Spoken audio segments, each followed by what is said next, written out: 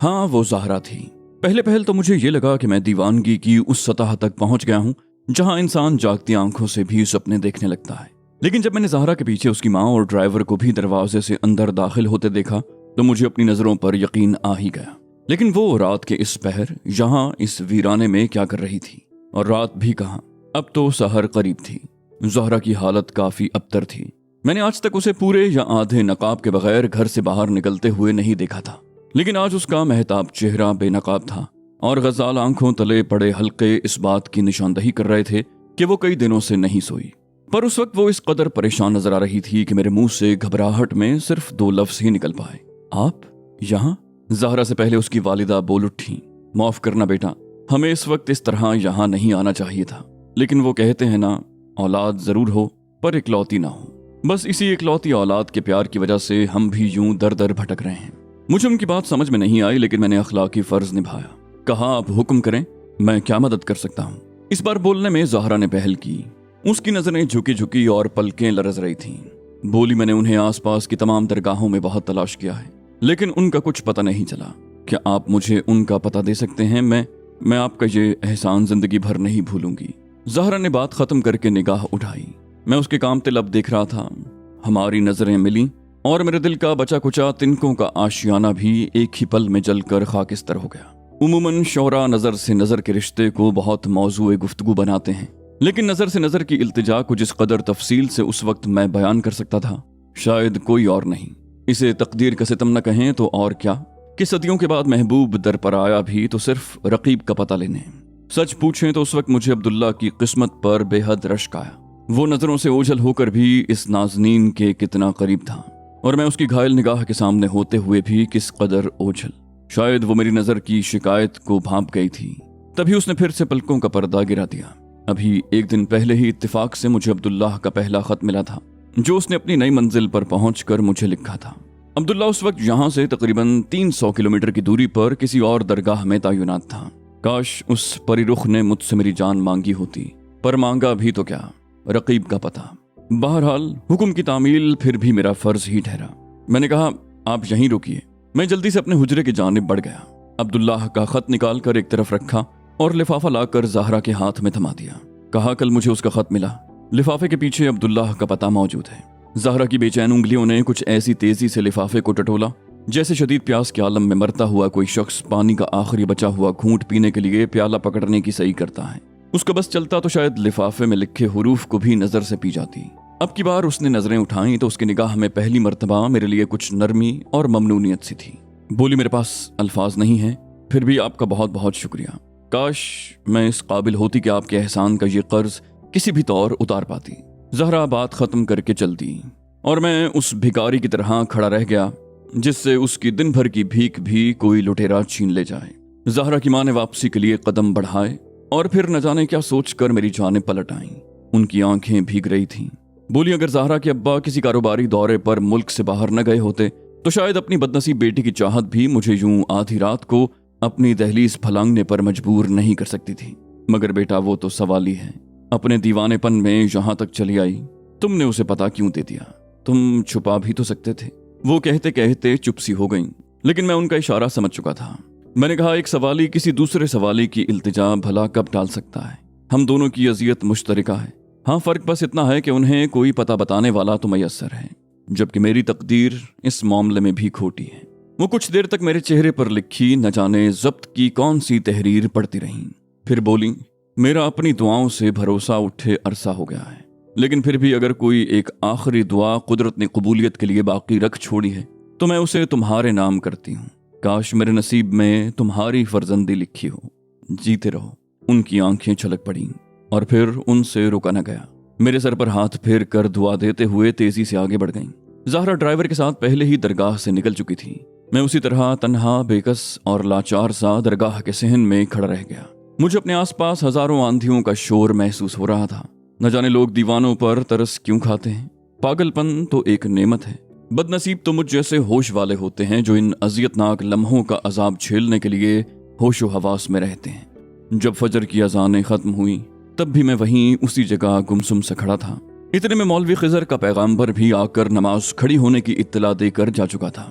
मौलवी खिजर ने मेरी ताज़ा नमाज की वजह से अपना ये मामूल बना रखा था कि रोज सुबह एहतियातन जगाने के लिए किसी न किसी नमाजी को दरगाह भेज देते।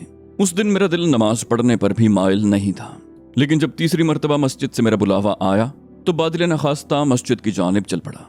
मौलवी साहब ने नमाज खत्म की और अपना दर्स शुरू किया। हाँ तो भाई, कल मैं बता रहा था कि हजरत नूह अलैहिस्सलाम अपने चंद पैरोकारों के साथ तशरीफ फरमा थे कि एक निहायत ही उम्र रसीदा बुढ़िया दुहाई देती हुई आ पहुंची। आप अलैहिस्सलाम ने उससे माजरा दरियाफ्त किया तो बुढ़िया ने फरियाद की कि या हजरत, मेरे बच्चों के हक में दुआ फरमाइए। वो 250-300 साल की कच्ची ही उम्र में होते हैं कि किसी न किसी बीमारी की वजह से इंतकाल कर जाते हैं। आप उनकी जवानी और दराजी उम्र के लिए दुआ कीजिए। हजरत नूह अलैहिस्सलाम बुढ़िया की फरियाद सुनकर मुस्कुरा दिए और दुआ के लिए हाथ बुलंद करके बुढ़िया के हक में दुआ फरमा दी। बुढ़िया के जाने के बाद महफिल में से किसी ने अर्ज किया, या हजरत नूह अलैहिस्सलाम, जब उस बुढ़िया ने आप अलैहिस्सलाम से दुआ की दरखास्त की तो आप मुस्कुराए क्यों? हजरत नूह अलैहिस्सलाम ने फिर तबस्सुम फरमाया और इरशाद फरमाया, ये बुढ़िया अपने बच्चों की 300 साल जिंदगी को दराज करने की दुआ की मुतमन्नी थी, और मैं ये सोचकर मुस्कुरा दिया कि अगर मैं इसे ये बता देता कि एक ऐसा जमाना भी आएगा जब इंसान 50-60 साल की उम्र में पैदा होकर न सिर्फ बचपन, लड़कपन, नौजवानी, जवानी और फिर बुढ़ापे की मंजिलें पार करके तबई मौत मर भी जाएगा, तो क्या ये अपने बच्चों की उम्र पर खुदावंदे करीम के आगे सजदा शुक्र न बजा लाती?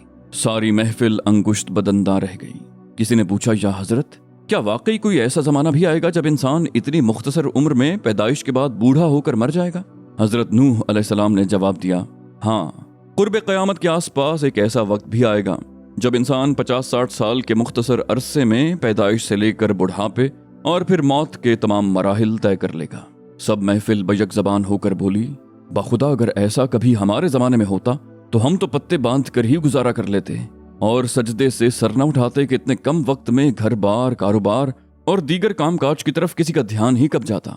हजरत नूह अलैहिस्सलाम फिर मुस्कुराए और उन्होंने महफिल को तंबीह की। कहा, हाँ, लेकिन कितनी इबरत की बात है कि उसी दौर के इंसान अपनी रिहाइश के लिए सबसे पक्के महल तामीर करेंगे। सब नमाजियों ने अपने अपने कानों को जल्दी से यूं हाथ लगाए जैसे वो सब अभी तक हजरत नूह अलैहिस्सलाम के दौर ही में बैठे हों। मौलवी खिजर ने अपना दर्स खत्म किया। कहा, तो साथियों, हमेशा याद रहे कि ये दुनिया बड़ी आर्जी जगह है, इसके लिए बस उतनी ही मेहनत करो जितना यहाँ रहना है। सब नमाजी दर्स के खात्मे पर हस्बे मामूल मौलवी साहब से मुसाफा करते हुए रुखसत हो गए। मौलवी खिजर ने सबके जाने के बाद गौर से मेरी जानिब देखा। मैं अभी तक सबसे अलग थलग मस्जिद की दीवार से टेक लगाए बैठा था। उन्होंने शायद मेरी बेजारी महसूस कर ली। बोले, क्यों मियाँ, आज मन कहीं और लगा हुआ है क्या? रात में तहज्जुद के लिए उठा तो नीचे साहिल पर बड़ी सी मोटर गाड़ी खड़ी देखी। लगता है तुम्हारे मेहमान आए थे। उनके होंठों पर हल्की सी मुस्कान उभर आई तो गोया उन्हें ज़हरा की आमद का पता था। मैंने कहा, हाँ, वो मुझसे अब्दुल्लाह का पता मांगने आई थी। मौलवी साहब बोले, अरे तो कह देना था कि अब्दुल्ला तो उसके सामने खड़ा है, फिर वो किसे खोजती फिर रही है? मैंने कहा, वो मुझे नहीं, पुराने अब्दुल्लाह की खोज में यूं आधी रात को नंगे सर चली आई थी। मेरे ऐसे नसीब कहाँ कि वो मुझे तलाश करे। न चाहते हुए भी मेरा लहजा निहायत तल्ख हो गया। मौलवी खिजर मानी खेज अंदाज में बोले, लेकिन आई तो तुम्हारे पास ही ना। कल तक जो तुम्हारे साए से भी कतराती थी, आज उसे मुकद्दर ने इस कदर मजबूर कर दिया कि यूं आधी रात को तुम्हारे पास दौड़ी चली आई। मैंने चौंक कर मौलवी खिजर की जानिब देखा। वाकई अगर दूसरे जाविये से देखा जाता तो बात तो उनकी भी ठीक ही थी। उसके होंठों पर खुदा खुदा करके मेरा नाम तो आया, चाहे बरसरे इल्जाम ही क्यों ना आया। गोया सुल्तान बाबा का वादा पूरा हो रहा था, रफ्ता रफ्ता और धीरे धीरे। हाँ, अलबत्ता इस ईफाए अहद की रफ्तार बहुत ही आहिस्ता थी, या फिर मेरा बेचैन दिल ही निहायत बेसब्रा था। फिर अचानक मुझे एहसास हुआ कि आज तक मौलवी खिजर ने यूं खुलकर तो कभी मुझसे ज़हरा का जिक्र नहीं किया था, लेकिन उनकी मालूमात से लगता था कि उन्हें सारे किस्से की बखूबी खबर है। मुझे अपनी चंद लम्हों पहले वाली बेखुदी पर नदामत सी महसूस हुई।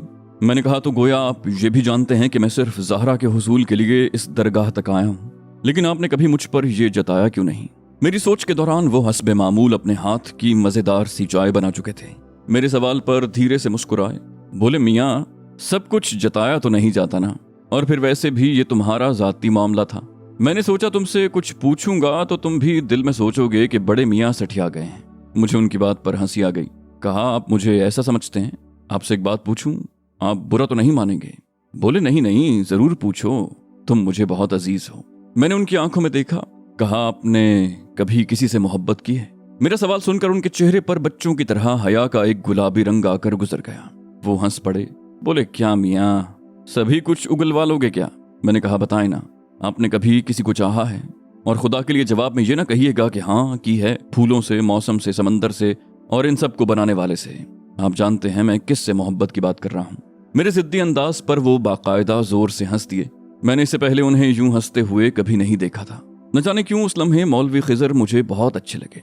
बोले हाँ भाई की है, अपने जमाने में हमने भी की है मोहब्बत, लेकिन हमारी मोहब्बत में और आजकल की इस तूफानी मोहब्बत में बहुत फर्क है। मुझे जिससे मोहब्बत हुई उसे मैंने पूरी जिंदगी में सिर्फ 2 मरतबा देखा। पहली बार एक किताबों की दुकान पर, जहां वो साइकिल रिक्शे में अपनी वालिदा के हमरा तशरीफ लाई थी, और दूसरी मरतबा एक लाइब्रेरी में, जहां हमने किसी तौर बड़ी ही मुश्किल से उन्हें आने का कहा था। वो बस 2 मिनट के लिए आईं, और जितनी देर में लाइब्रेरियन के हाथ से किताब उनके हाथ में मुंतकिल हुई, बस उतनी ही देर ठहरी। ये इतनी सी ही है हमारी मोहब्बत की कहानी। मेरा तजस्सुस बढ़ गया। मैंने कहा तो फिर आपने उन खातून के यहाँ रिश्ता क्यों ना भेजा? मेरा मतलब है आपने बात आगे क्यों ना बढ़ाई? बोले बात बढ़ती तो बढ़ाते ना, लंबी कहानी है मियाँ, फिर कभी सुनाएंगे। फिलहाल तुम बस इतना जान लो कि मोहब्बत के 1000 से भी ज्यादा रूप होते हैं, लेकिन मोहब्बत हमेशा उस खुशबू की तरह लाहासिल ही रहती है जो परफ्यूम करते समय आसपास फजा में बिखर जाती है। बस एक कसक ही इस इश्क मिजाजी का हासिल है। मैंने कहा लेकिन लोग मोहब्बत में एक दूसरे को पा भी तो लेते हैं। उस वस्ल मोहब्बत के बारे में आप क्या कहेंगे? कुछ लोगों को उनकी मोहब्बत मिल भी तो जाती है। बोले मोहब्बत कहाँ मिल पाती है मियाँ, बस जिस्म मिल जाते हैं। जाने किस बेवकूफ ने इस वस्ल को मोहब्बत के वस्ल का नाम दे दिया है। मोहब्बत हमेशा से एक लाहासिल जज्बा है। मैं हैरत से उस वजीह बुजुर्ग को देखता रहा। जरूर उनका माजी किसी शदीद मोहब्बत की दास्तान से गुंधा हुआ था, वरना मोहब्बत के बारे में इतना मुनफरिद और अनोखा नजरिया किसी आम शख्स का तो नहीं हो सकता था। उस दिन मौलवी खिजर से मिलकर दरगाह वापसी के बाद भी मैं बहुत देर तक उनके फलसफा मोहब्बत के बारे में सोचता रहा। अगर वो सच कह रहे थे तो फिर मेरी ज़हरा से मोहब्बत का मकाम क्या था? क्या हकीकत थी मेरी मोहब्बत की? क्या मेरी मोहब्बत भी सिर्फ जिस्म के हुसूल के लिए ही थी? लेकिन मैंने तो आज तक कभी ज़हरा का जिस्म पाने की ख्वाहिश तक नहीं की थी। मैंने जब भी उसे देखा बस उसके चेहरे के नूर में खोता चला गया, और फिर जिस्म या रूह का हुसूल तो बहुत दूर की बात थी। वो तो मेरे बारे में सोचती तक न थी। मैं ऐसे ही न जाने कितने ख्यालों के भंवर में फंसा गोते खा रहा था कि अचानक एक बार फिर मेरे साथ वही अजीब सा वाक़या हुआ जो पहले भी दरगाह में अब्दुल्लाह के हुजरे में पहली मर्तबा दाखिल होते हुए पेश आया था।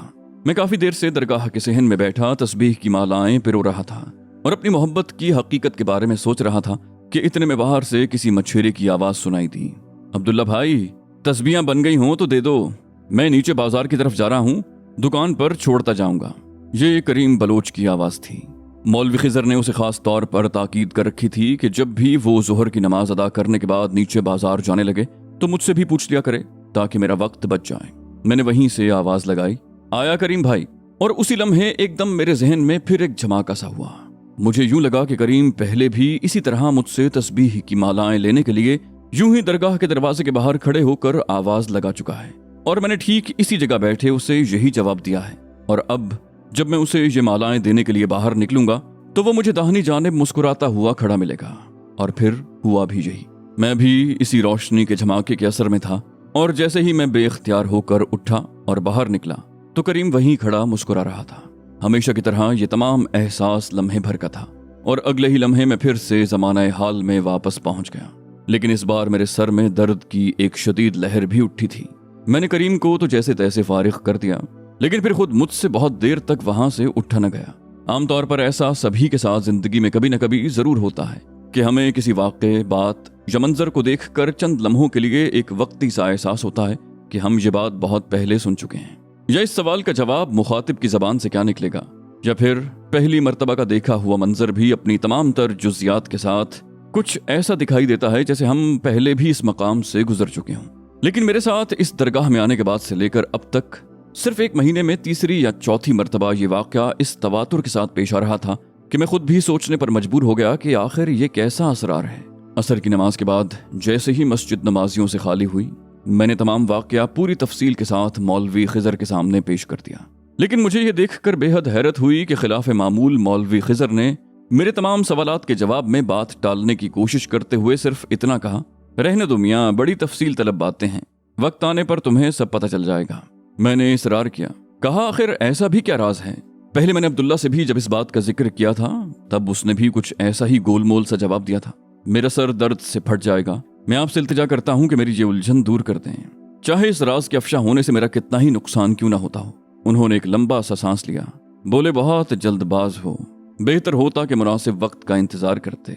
लेकिन मैं अपनी जिद पर अड़ रहा। कहा कल करे सो आज करे सो अब।